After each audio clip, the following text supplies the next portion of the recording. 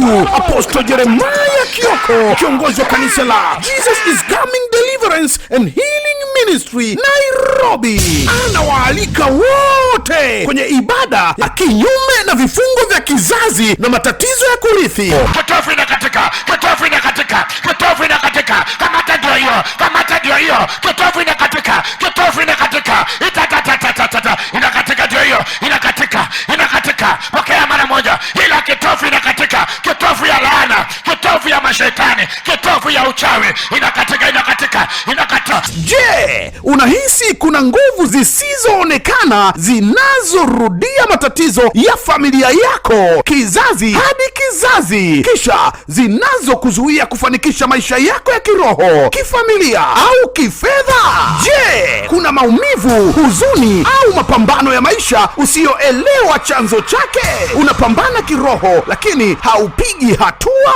Ukweli ni kuwa laana ya kitovu itakufungia milango yako ya baraka na mafanikio kwa kila hatua. Unajua kitovu cha mtu kinaleta tabia. Damu ya mtu inaleta matukio. Wow. Kitovu kinafuta tabia. Damu inaleta matukio. Ukiona upati kazi, uendelei, sio kitovu. Ni damu ya baba yako, blood covenant. But ukiona una tabia ya ushwara, ni kitovu cha mama yako. Sasa hicho ni kitovu kinakutangulia. Kitovu ndicho kinaleta tabia. Maana mtoto usaliwa kitovu chake na cha mama kwa kimeshikana. So mama yako kama alikubeba na akapiga kelele kwa tumbo. Hiyo inanipatia mfuno nyingine. So kama mama yako alikunywa pombe ukiwa kwa tumbo, mimi nakwambia usiwe kwa kiafu, utachapa chupa hapa duniani. Utakunywa mpaka uanguke kwa mtaro. Na kama mama yako akiwa amekubeba alipanda matatu, akienda kliniki akapanda matatu, hajaipanda private, usipokuwa careful kitovu chako hakitakuruhusu ununue gari. Kwa hivyo unataka kusema kitovu kina madhara, kinatuletea sana. Mafundisho ya kitovu ndio hapoanza, mtaokoka tena. Kwa sababu mama yako kama akucheka akiwa na mimba yako, alikasirika throughout, utasaliwa mtoto mwenye hasira. Mafundisho ya kitovu iko very deep. Wewe kitovu chako uliunganishwa na nani? Mama yako akiwa na mimba alikuwa na behavior gani? Maana wewe ukumuona. Mimi sikumuona. Labda mama yako akiwa na mimba alifukuzwa na baba yako. Na akasema na wewe mzee unanifanyia mambo haya, nimekubebea mtoto. Na alaaniwe.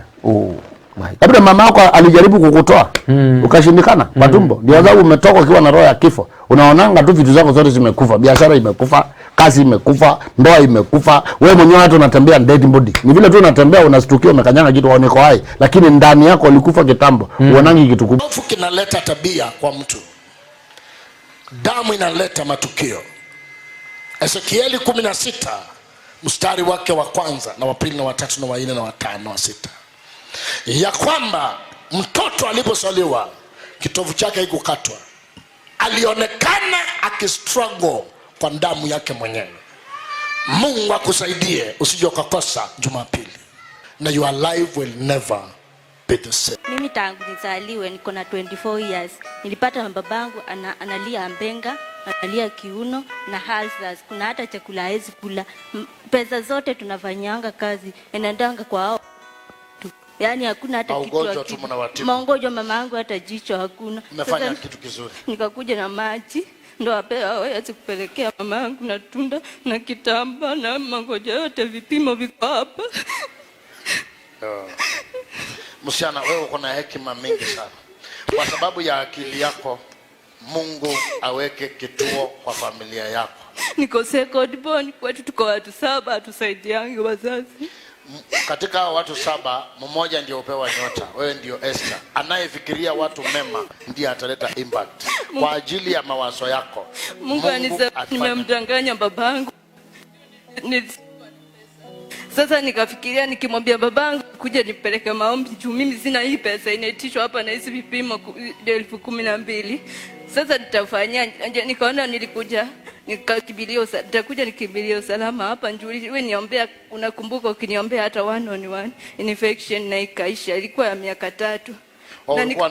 Na nikapata kazi. Sasa babangu tu anisamehe njoo hata yeye anjui. Nimemwambia aniuzie mbuzi.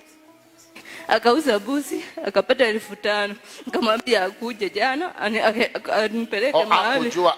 Tajui anafahamu. Zaidi kutoka hapa tunaenda kuweka saini yake imebaki tuende kazi mahali. Lakini babangu hakuna kazi tunaenda. Nilikuwa nakula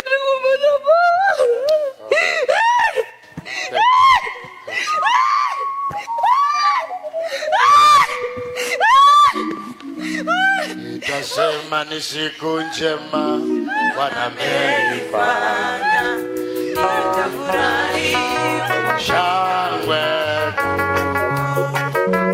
Nitasema ni siku njema Bwana ameifanya, nitafurahi kufika mbinguni. Nitaingia lango lake na sifa moyo.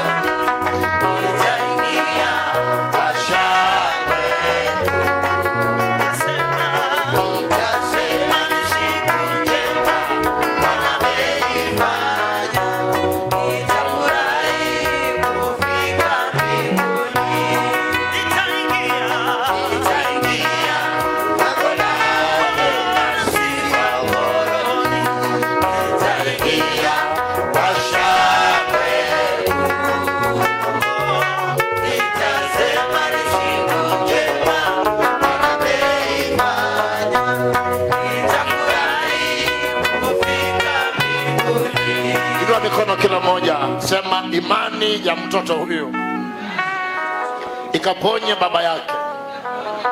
Akumbuke ya kwamba mtoto wake wa pili alimuokoa. Tena sisi ni wasichana 4. Mmoja alibahatika kuolewa, au wengine ni hivi tu. Wewe unataka kuolewa? Umefikia 24 years. 24 umefikia? Uko sawa? Napenda sana harusi. Unapenda sana harusi? Wazazi wangu washuhudie. Mzee, uko na mtoto mzuri Yesu. Umesaa. Hii ndio nyota ya familia yako. Kiona msichana akisema anataka harusi, ana maana kwamba ako very careful, haezi zaa, haezi pata mimba, haezi cheza na watu vijana. Na haezi cheza na watu wameoa, maana mtu ameoa haezi kuoa na harusi, lazima uolewe na kijana. Baba, asante Kristo kwa hii maji naweka roho. Na hii matunda naweka roho, na hii kitambaa naweka roho, na hii nimekanzwa hii ripoti ya daktari na muweka permanent. Naweka harusi kwa huyu msichana. Wacha olewe in Jesus name. Ibada hii kubwa itakayojaa nguvu za Mungu, ukombozi, uponyaji na urejesho itafanyika hapa kanisa kuu Jesus is Coming Deliverance and Healing Ministry Nairobi, linalopatikana katika jengo ghorofa la 7 karibu na Marikiti Market. Usikose kuhudhuria, wote mnakaribishwa.